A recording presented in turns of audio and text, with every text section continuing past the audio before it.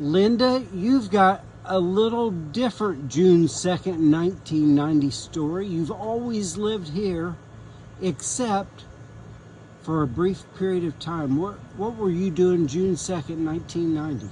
Okay, I lived in Florida, Largo, Florida. We had moved down there in 87, 88. And while we were there, the tornado happened here. And at the time, I was organist at our church there, and the lady who played the piano called me early that Sunday morning, and she said, Linda, she said, what's the name of that little town in Indiana that you're from? And I said, well, it's Petersburg, Indiana. And she said, you need to turn on CNN. She said, the town has blown away. There's nothing left. Well, my mom, my dad, one of my sons, and a brother all still lived in Petersburg. So that was terrifying news for me. I tried to call, and I couldn't get anyone. The phones were down where they were all in the midst of the tornado.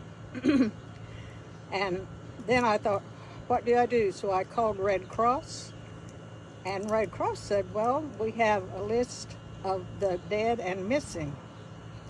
And that, I couldn't hardly say their names because I was so worried. And of course they weren't on there, thank the Lord. But then I thought, who can I try to call besides family there?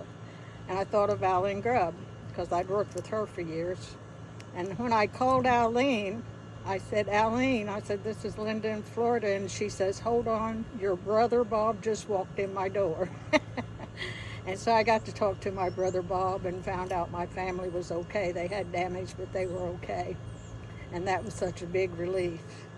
And when I finally got a hold of my mom, which was a few days, I said, should I come up to help you? And she said, oh no, she says, this is such a mess up here. And she said it would be one more person to try to find water and food and care for. And so we stayed there and prayed. Your mom and dad were my neighbors down at the radio station. Yes, exactly. Right next door. Yes, they were. Thank you.